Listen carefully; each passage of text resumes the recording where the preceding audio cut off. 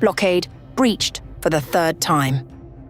An Iranian cargo ship slips through Hormuz, despite US warships tightening control. Some ships turned back, others getting through. This isn't a lockdown, it's a test. And with the ceasefire ending, the real clash may be next.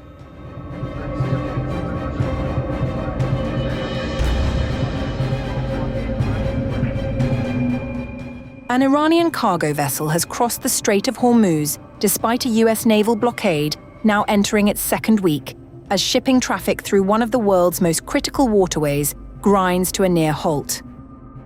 The Shoja-2, a general cargo ship, departed Shahid Rajai port near Bandar Abbas on April 14th and was tracked heading towards Kandla port in India. Bloomberg reported the vessel crossed the strait before going dark, switching off its location signal shortly after passing through.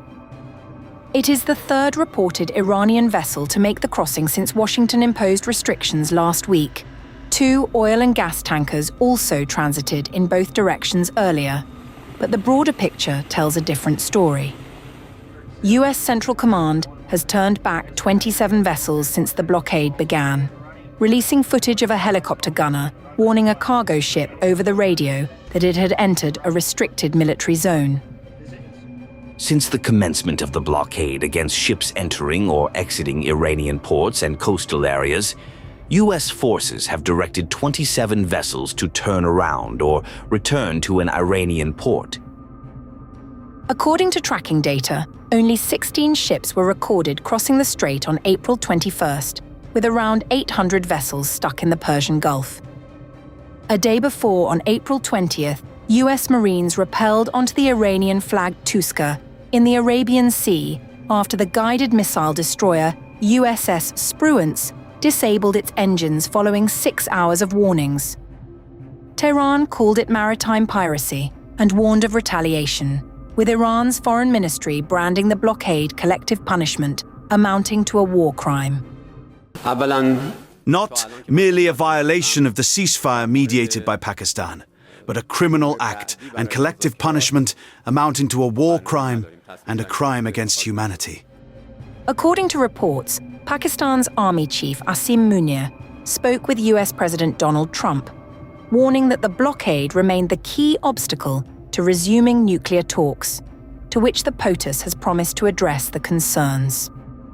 A 2-week ceasefire between Washington and Tehran expires on April 23rd. Trump has said an extension is not likely, and Iran hasn't budged either. What happens next is anybody's guess.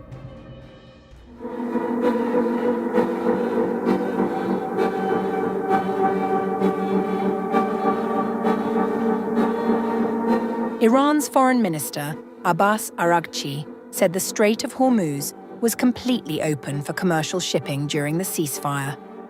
The statement was meant to signal stability. Instead, it triggered immediate backlash inside Iran. In a post on X, Iranian Foreign Minister Abbas Araghchi confirmed that maritime transit would continue during the ceasefire period. In line with the ceasefire in Lebanon, the passage for all commercial vessels through Strait of Hormuz is declared completely open for the remaining period of ceasefire, on the coordinated route as already announced by Ports and Maritime Organization of the Islamic Republic of Iran. US President Donald Trump said that Iran will never close the Strait of Hormuz again. Oil flows, markets drop, but control stays tight. In the world's most vital choke point, calm feels conditional. So is Hormuz truly open, or just operating under new ownership? Ceasefire in Lebanon, the passage for all commercial vessels through Strait of Hormuz is declared completely open for the remaining period of ceasefire, on the coordinated route, as already announced by Ports and Maritime Organization of the Islamic Republic of Iran. Social media reactions were sharply critical. Some accused the government of weakening pressure on the United States. Others went further, calling it a betrayal and demanding the dismissal of the government. Dismiss the Pezeshkian government and Araghchi, if these rumors are true. The government's betrayal is clear and pure. One post questioned whether Araghchi understood how much blood has been spilled to build leverage against the enemy. Another called for the removal of the administration if the reports were true. The criticism was not limited to Araghchi.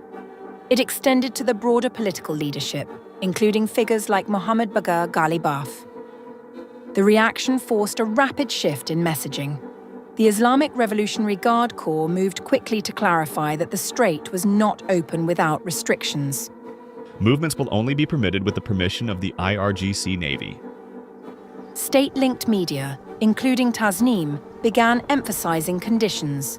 Only commercial vessels would be allowed. Military ships were excluded. All transit would require coordination with Iranian forces and follow designated routes. Only commercial ships can pass. Military vessels are prohibited. Ships must go through a route designated by Iran. The passage of ships must be coordinated with the Iranian forces responsible for this passage. The revised messaging made it clear that control remained with Iran's military, not with a blanket diplomatic opening. The sequence exposed a disconnect. Araghchi's statement suggested openness. The military response reasserted control. At the same time, global markets reacted to the initial signal. Oil prices dropped sharply following the announcement. But inside Iran, the focus was different. The issue was not economic impact. It was strategic messaging. The Strait of Hormuz is seen as a key point of leverage. Any suggestion of easing that pressure, especially in public, draws scrutiny. What followed was a rapid correction. A diplomatic statement triggered domestic backlash. That backlash forced a harder line. And within hours, Iran's position shifted from completely open to tightly controlled access.